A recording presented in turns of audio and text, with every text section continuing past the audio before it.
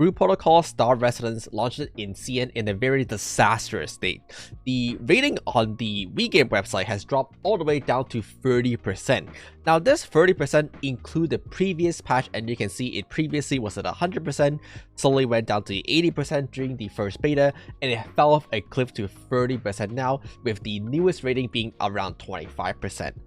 On TapTap, which is the Chinese app store, the rating is currently sitting at a 3.6. Now, at first you might think 3.6 out of 5 is not bad, until you realize this is out of 10. Tower Fantasies is sitting at 5.4, while Genshin Impact is sitting at 7.8. So 3.6 in comparison is half of Genshin's Impact rating. The main cause of this is none other than server issues. The server is just really unstable right now, even after the game has been released for 4 or 5 days. Now, I want to make it very clear that I'm not making this video to bash on the game and say it's not good, but I do think this is a very important issue that they should address for the global release, because the amount of server issues is so insane and is reflected in the rating. Taking a look at the Brew Protocol Star Residence database Discord, you can see that starting on the first day, other than the usual login issues on the first day, there was immediately a large traffic announcement by the developer and they did a hotfix. On the second day, another large traffic announcement and they shut down the servers for 2 hours for maintenance. And you can see that each time they shut down the servers, they actually give out a large amount of bound currencies, the premium rose orb currencies, as a compensation as well, right? Another server shutdown announcement at 8 AM on the same day. And then moving on, hey, the servers are still having issues, and the developer has once again made an announcement that hey, they're aware that you can't log in anymore and please wait until we fix the issues again. And I want to make a very important call that by this point you can pretty much only really play like an hour or 2 hours out of 24 hours. Any other time you try, you're going to be met with like a server is busy error and you won't be ever be able to get into the game.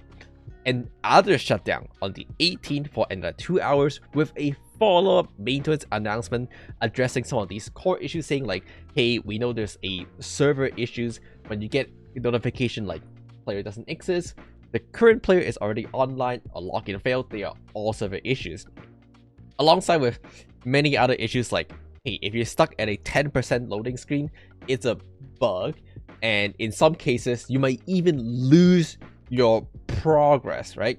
And they even have to clarify that many of these issues are server issues, streamer doesn't have like a streamer client and stuff like that, right? Lag or delay when entering dungeon daily missions, and the dev is aware on the fix, and other apologies letter after that. More compensation, more apologies. Moving on, and other hotfix on the 19th. This is 4 days after the launch, and they're saying like, hey, there's so many issues when there are bugs, lag, crash, and stuff like that, and we're working on our best to fix this. Another hotfix, another shutdown on yesterday's, and even today I'm still seeing a lot of server issues, and this is 5 days into the launch. Now this actually doesn't even properly address and represent how much server issues there is, because imagine you're queuing at dungeons, after you found a party, it will take you 10 minutes to load in, it take you 10 minutes to load into an instance that take 10 minutes to clear, and worst case scenario, you crash or you disconnect right when you kill the boss and you get nothing out of your time. You spend 10 minutes waiting to get into the dungeon, another 10 minutes trying to beat the boss, and then you disconnect and you get nothing, and that's a terrible experience. Also, excuse the fact that I'm kind of auto battling, auto combating this boss in the background right here. This is live gameplay.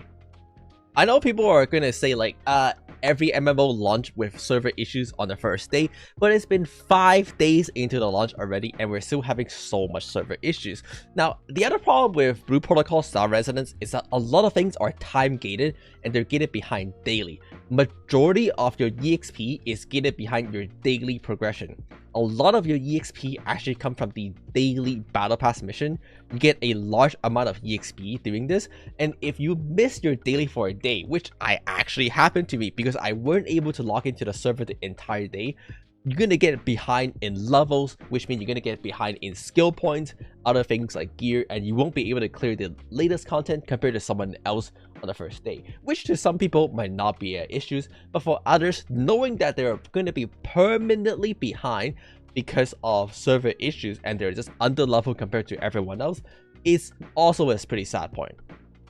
And again, I'm bringing this up because with the global launch ahead of us, with the closed beta test coming to global ahead of us, I think they should really make sure that the server launch smoothly in order to have a successful launch. Again, I know that no MMO launch with a perfect server on the first day, but it is 2025. I don't think that should be an excuse.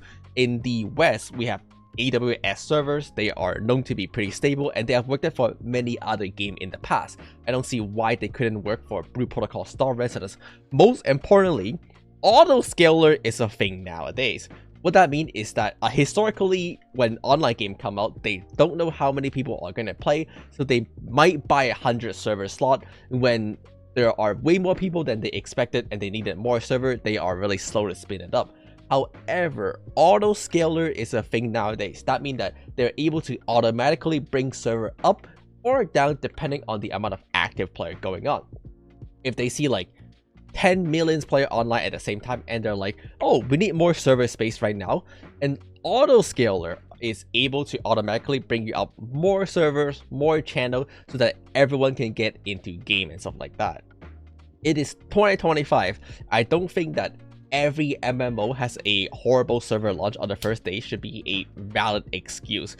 You know this is coming and you should do something ahead of time to address it. Once again, closed beta test for the global is supposed to test out these things. You want to test if your player connection to the server is stable. You want to get an estimate of how many player is going to be coming. And most importantly, maybe you should set up things like Amazon servers, AWS, autoscaler, whatever the buzzword there are, right? In 2025, people's attention span are getting shorter and shorter and shorter. With how many games are out there competing, people are less likely to give any new game a chance. If they log in on the first day and they get disconnected, you might never see that player ever again, and you're just permanently losing a player interest. In fact, I can't even recommend playing this game on CN right now because of all the server issues. It's honestly not a very good experience alongside many of the other hurdle you have to do to go through the CN servers. Oh, I was wondering why I wasn't attacking. Okay, now I'm attacking. If you are a new player and you see this game has a 30% rating on Steam and they say like mostly negative, you probably also wouldn't give this game a try. In fact, I didn't even give Elden Ring Night Ring a try because it had mostly negative on Steam. And that's another thing. People are very fast to leave negative review nowadays. People are gonna see that the server have issues on the first day. People are gonna leave a negative review like keep crashing, keep disconnecting, can't play the game sucks, and they move on. And then the new player gonna come in and gonna see like mostly negative on review and they won't even give the games a try. And I think that's just not good for the game, because honestly the game is pretty good. The game is pretty fun, other than the fact that I didn't get any gold currency of this boss again. Anyway, we're 5 to 6 days into the CN launch.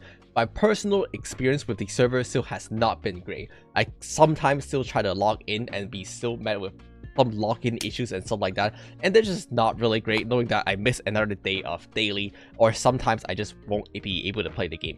And again, this video's main purpose is not to bash in the game, but to address the server issues that is happening on CN, and most importantly, make a very important call and warning to the global release that please don't make the mistakes that CN have. It is 2025. You know this is coming. You also know that this happened on CN, and there are technology to hopefully mitigate these stuff now. Cloudflare for DDoS, autoscaler for your servers, whatever there is, technology. I don't know. I'm not a server administrator. I'm just someone who complains about the game when it's dead. So with that being said, that's all I have for today. Subscribe for more Blue Protocol Star Resident news. The game honestly is pretty fun. They did address a lot of the core beta issues, but we'll talk about more of that later. There's still a lot of time gating, so we aren't really able to progress a lot. I'm only level 40s and stuff like that, so bye, subscribe.